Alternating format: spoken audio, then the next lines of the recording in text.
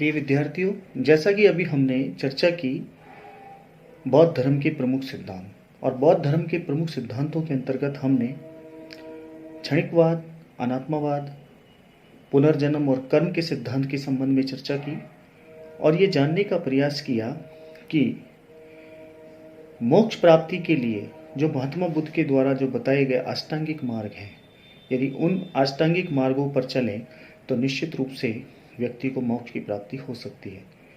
यहाँ जैन धर्म की तरह महात्मा बुद्ध ने भी ईश्वर की सत्ता को स्वीकार नहीं किया, इसलिए इस धर्म को भी नास्तिक कहा गया है। अब हम बात करेंगे कि महात्मा बुद्ध की मृत्यु के बाद में जो तीन बौद्ध संगतियां आयोजित की गई और बौद्ध संगति आयोजित जो की गई उसका प्रयोजन क्या था। दूसरा, हम ये भी जानने का प्रयास करेंगे कि बौद्ध धर्म का प्रचार प्रसार के लिए किन किन शासकों के द्वारा इसे संरक्षण प्रदान किया गया और भारतीय संस्कृति को बौद्ध धर्म की देन क्या रही। इन्हीं सभी पर हम चर्चा करेंगे। बौद्ध धर्म का प्रचार एवं विकास। बौद्ध संघ के, जैसा कि पिछली क्लास में भी हमने ये चर्चा की थी कि बौद्ध धर्म के 3 आधार स्तंभ हैं। बुद्ध इसके संस्थापक, धम्म उनके उपदेश और संघ बौद्ध भिक्षुओं और भिक्षुणियों का संगठन। बुद्ध के 2 प्रकार के अनुयायी थे, भिक्षु भिक्षुणियां और साधारण उपासक। भिक्षु भिक्षुणियों को एक संघ के रूप में संगठित किया गया था। संघ में प्रवेश के लिए कोई जातीय प्रतिबंध नहीं था। संघ का संचालन पूर्णतः लोकतांत्रिक सिद्धांतों पर आधारित था। भिक्षु और भिक्षुणियों के लिए जीवन पूर्णतः नियमों और 10 धर्मोपदेशों से संचालित होता था। ये भिक्षुगण बौद्ध विहारों में रहते थे और वर्षा काल को छोड़कर शेष सभी ऋतुओं में बौद्ध धर्म का प्रचार प्रसार करते थे। बौद्ध धर्म के प्रसार और विकास में बौद्ध संघ का महत्वपूर्ण योगदान है। जैसा कि कहा गया है कि बौद्ध संघ मध्य एशिया के अंदर, खासकर यहाँ देखें तो थाईलैंड, श्रीलंका, बांग्लादेश, म्यांमार में आज भी अपने मूल रूप के अंदर विद्यमान है। बौद्ध संघ और बौद्ध संघ की जो गतिविधियां थी, उन गतिविधियों का जो विधान था, इस विधान का उल्लेख हमें त्रिपिटकों के अंदर मिलता है। और इन त्रिपिटकों की रचना जो बौद्ध संगति में हुई, इनके संबंध में हम चर्चा करेंगे। ये 4 बौद्ध संगतियां जो आयोजित की गई, ये 4 बौद्ध संगतियां कौन कौन सी थी।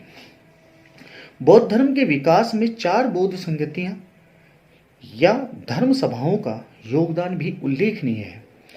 बौद्ध धर्म की प्रथम संगति महात्मा बुद्ध के महापरिनिर्वाण के तत्काल पश्चात राजगृह में हुई, जिसमें धम्म और विनय की शिक्षाओं का संकलन किया गया। दूसरी जो संगति की जो बात की गई है, वो कालाशोक के शासनकाल में वैशाली में हुई। बुद्ध के निर्वाण के लगभग 100 वर्ष बाद हुई थी। और तृतीय बौद्ध संगति का आयोजन पाटलिपुत्र में हुआ, जो सम्राट अशोक के शासनकाल में हुई थी, जिसमें धर्म ग्रंथों को संशोधित किया गया था। और ऐसा माना जाता है कि जो तृतीय पिटक है, अभिधम्म पिटक, इसकी रचना इसी संगति के अंदर हुई थी। इस संगति के बाद भारत के बाहर बौद्ध धर्म के प्रचार प्रसार की प्रक्रिया का शुभारंभ हुआ। और चौथी बौद्ध संगति प्रथम शताब्दी ईसा के कुषाण शासक कनिष्क के समय कश्मीर के कुंडलवन में हुई।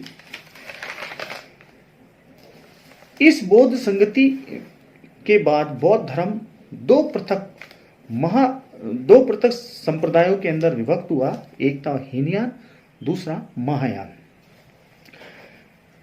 बौद्ध धर्म का प्रचार प्रसार जो जिन शासकों का यहाँ उल्लेखनीय योगदान है, उनमें आता है बौद्ध धर्म के इतिहास में मौर्य सम्राट अशोक द्वारा बौद्ध धर्म को स्वीकार किया गया। जैसा कि कहा गया है कि बैराट अभिलेख, भाब्रू अभिलेख जो मिला है, जिसे कैप्टन बर्ट ने 1840 में खोजा था, ये एकमात्र एक ऐसा अभिलेख है जो इस बात को प्रमाणित करता है कि अशोक ने बौद्ध धर्म को स्वीकार किया था, क्योंकि इस अभिलेख में अशोक कहता है कि मैं बुद्ध, संघ और धम्म में अपनी आस्था व्यक्त करता हूं। अशोक ने बौद्ध धर्म को गुफाओं और मठों से निकालकर एक राष्ट्रीय धर्म के रूप में प्रतिष्ठित किया। उसने संपूर्ण भारत एवं पड़ोसी देशों में बुद्ध की शिक्षाओं का प्रचार प्रसार करने हेतु धर्म प्रचारक मंडल भेजे। अशोक के बाद कुषाण नरेश कनिष्क बौद्ध धर्म का दूसरा महासंरक्षक हुआ। कनिष्क के शासनकाल में चीन में बौद्ध धर्म का प्रचार प्रसार हुआ, जहां से इसका कोरिया, जापान में इसका प्रसार हुआ और इस प्रकार विश्व के एक महान धर्म के रूप में बौद्ध धर्म का विकास हुआ। कन्नौज के महाप्रतापी शासक हर्षवर्धन ने बौद्ध धर्म के अंतिम महासंरक्षक के रूप में जाने जाते हैं। तो हेनसांग के अनुसार हर्ष के शासनकाल में भारत में 10,000 बौद्ध विहार थे, जिनमें से 75,000 भिक्षु भिक्षुणियां निवास करती थी। 648 ईसा पूर्व, या ये कहें कि 647 ईसा पूर्व में जो हर्ष की मृत्यु के हुई और उसके पश्चात बौद्ध धर्म का तेजी से पतन होने लगा। 12वीं शताब्दी ईस्वी तक भारत में बौद्ध धर्म केवल उत्तर पूर्व भारत के एक छोटे से क्षेत्र तक ही सीमित रह गया। 12वीं शताब्दी में तुर्की सेना ने नालंदा, विक्रमशिला बौद्ध धर्म के अन्य केंद्रों को लूटा व नष्ट किया। भिक्षुओं की हत्या कर दी गई। इससे बौद्ध धर्म को अत्यधिक आघात लगा। हालांकि ये बात सही है कि आज से 1000 वर्ष पहले भारत के विभिन्न कारणों से बौद्ध धर्म का पतन हो गया, लेकिन यह दक्षिण पूर्व एशिया के बहुत से भागों में आज भी एक जीवंत धर्म है। बौद्ध धर्म का जो पतन हुआ, उसके पतन का जो मूल कारण यह माना जाता है कि यदि हम देखें कि मौर्य सम्राट अशोक की मृत्यु के बाद, जब मौर्य साम्राज्य के अंतिम शासक वृद्धरथ की हत्या करने के पश्चात उसके सेनापति पुष्यमित्र शुंग ने शुंग वंश की स्थापना की। कहते हैं कि शुंग वंश में के इस शासक के द्वारा वैदिक धर्म का एक तरीके से पुनरुत्थान करने की यहाँ कोशिश की गई और इस काल में भी बौद्ध मठों को, बौद्ध भिक्षुओं को जिस तरीके से परेशान किया गया, जिसका उल्लेख हमें यहाँ देखने को मिलता है। इसके बाद में 12वीं शताब्दी में जब तुर्की आक्रमण का जो सिलसिला प्रारंभ हुआ और यहाँ जो मठ थे और वो बौद्ध भिक्षुओं थे, उनकी जिस प्रकार से हत्या की गई, तो धीरे धीरे बौद्ध धर्म भारत की धरती से लुप्त होता चला गया। लेकिन मध्य एशिया के कुछ देशों में आज भी बौद्ध धर्म अपना वर्चस्व स्थापित करने में कायम रह सका है। बौद्ध धर्म के संप्रदाय जो दो थे, हीनयान और महायान, जो कि चतुर्थ बौद्ध संगति के बाद में उभर कर आए, इनके संबंध में हम यहाँ जानकारी लेंगे।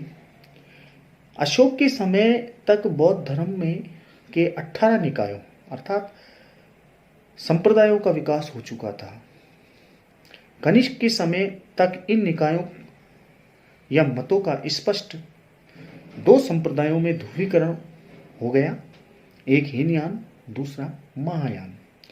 हीनयान अपने को मूल बौद्ध धर्म का संरक्षक मानते हैं और उसमें किसी भी प्रकार का परिवर्तन की संभावना को स्वीकार नहीं करते, जबकि महायान संप्रदाय के अनुयायियों ने बौद्ध धर्म के प्राचीन स्वरूप कुछ सुधार बिंदुओं का समावेश कर उसे अधिक उदार एवं लोकप्रिय बनाने का प्रयास किया। इस अर्थ में महायानी स्वयं को महायानी बड़े विमान का स्वामी मानते हैं और तिरस्कार रूप में दूसरे वर्ग के लोगों को हीन अर्थात छोटा यान या विमान का संवाहक मानते हैं। कालांतर में ये शब्द महायान और हीनयान दोनों वर्गों के अनुयायियों के लिए रूढ़ हो गया। यह उल्लेखनीय है कि महायान संप्रदाय के विचारों की आधार भूमि बुद्ध वचन ही है, जो आरंभिक बौद्ध साहित्य में बिखरे पड़े हैं। जापानी विद्वान हैं डी.टी. सुजुकी के अनुसार, जो महायान ने बुद्ध की शिक्षाओं के आंतरिक महत्व का खंडन किया, बिना बौद्ध धर्म के मौलिक क्षेत्र को विस्तृत कर दिया। अब हम यह बात करेंगे कि ये जो दोनों महासंप्रदाय हैं, इन दोनों महासंप्रदायों की जो मान्यता है, उस मान्यताओं के अंदर जो अंतर है वो किस प्रकार से है। हीनयान के अनुसार आध्यात्मिक साधना के लिए भिक्षु जीवन ग्रहण करना अनिवार्य है। महायान के अनुसार साधारण उपासक और गृहस्थ भी अंतिम लक्ष्य अर्थात निर्वाण प्राप्त कर सकते हैं। इस प्रकार हीनयान का साधना मार्ग अधिक कठिन है और वह मुख्यतः भिक्षु धर्म है। महायान के सिद्धांत अपेक्षाकृत सरल है और जन सामान्य के लिए ग्राह्य है। अतः महायान धर्म का जनाधार विस्तृत है। हीनयान शील और समाधि प्रधान है, जबकि महायान करुणा और प्रज्ञा प्रधान है। हीनयान के अनुसार साधना का लक्ष्य अहर्त पद व्यक्तिगत निर्वाण प्राप्त करना है। हीनयानी व्यक्तिगत बुद्धत्व का ही आकांक्षी होता है। हीनयान के अहर्त के आदर्श से भिन्न महायान ने बोधित्व का आदर्श प्रस्तुत किया। अहर्त की तरह बोधिसत्व केवल अपने निर्वाण का प्रयत्न नहीं करता, उसका प्रयास यह रहता है कि अन्य प्राणी भी निर्वाण के पथ पर अग्रसर हो एवं समस्त मानवता को बुद्धत्व का लाभ हो। विश्व के कल्याण की कल्पना महायान बौद्ध धर्म की विशिष्टता है। बोधिसत्व स्वयं ही मुक्ति के बाद भी अपने प्राणियों को दुख से निवृत्ति दिलाने के लिए निरंतर सचेष्ट रहते हैं। उनमें प्रज्ञा के साथ साथ करुणा भी होती है। महायान एक विशाल यान अर्थात एक जलपोत है, जिसमें अनेक व्यक्ति आसीन होकर भवसागर से पार उतर सकते हैं।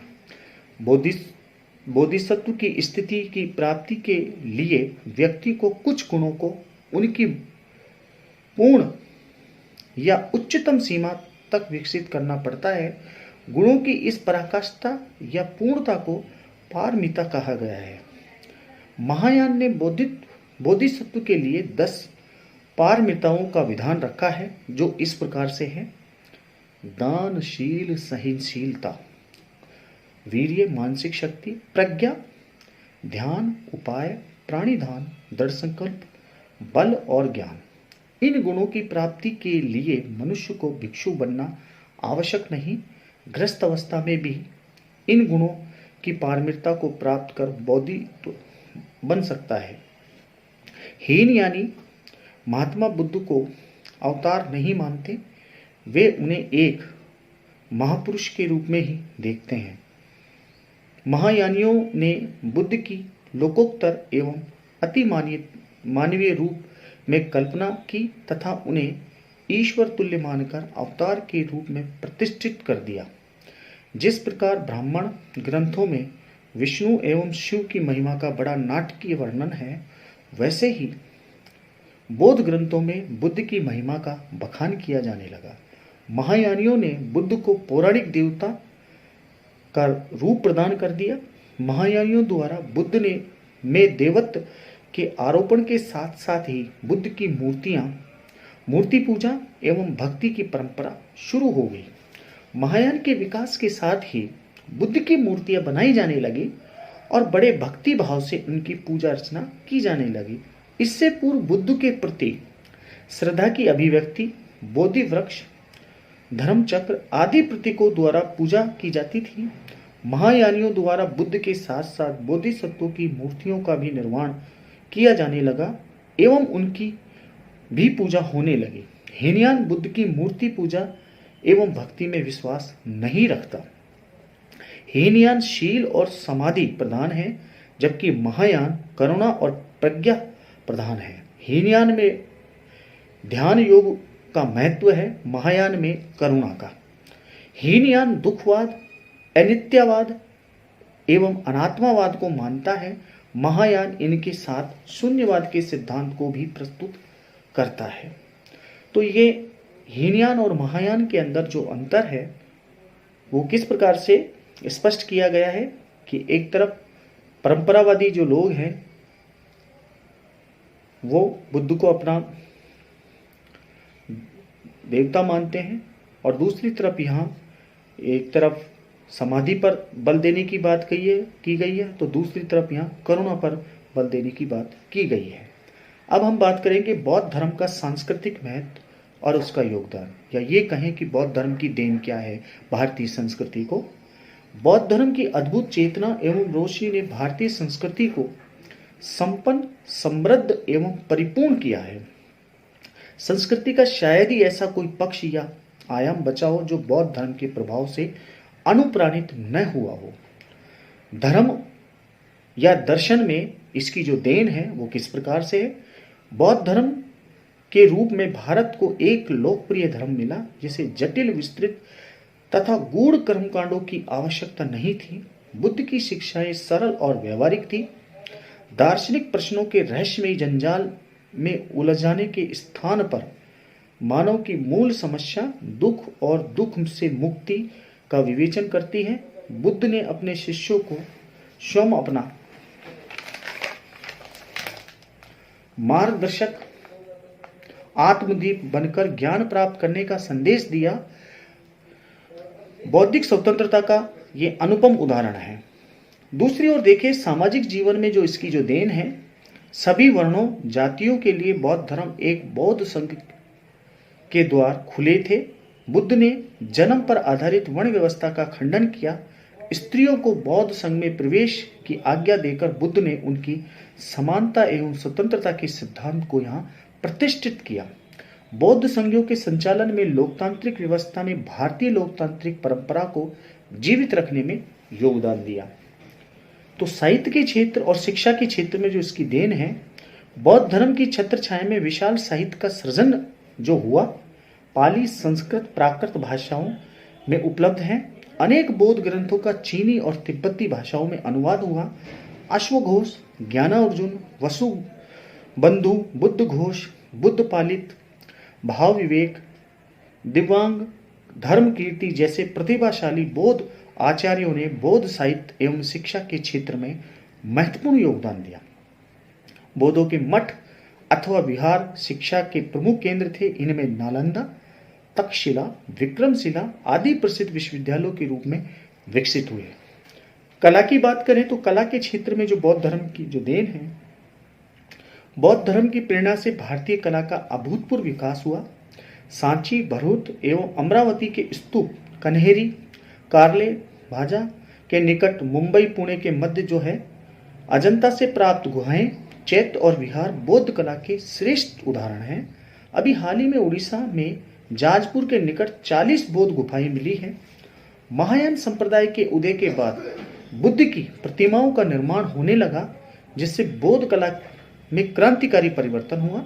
मूर्ति कला की कई महत्वपूर्ण शैलियां जैसे गांधार, मथुरा, सारनाथ आदि का जन्म हुआ। सांची स्तूप के सुंदर तोरण द्वारों एवं वेदिकाओं पर उकेरी गई मूर्ति या भारतीय कला में विशिष्ट स्थान रखती है। गुप्त काल में बनी सारनाथ से प्रसिद्ध बुद्ध प्रतिमा भारतीय कला का अत्यंत उत्कृष्ट उदाहरण है। चित्रकला के क्षेत्र में अजंता की गुफाओं में बने भित्ति चित्र विश्वविख्यात हैं।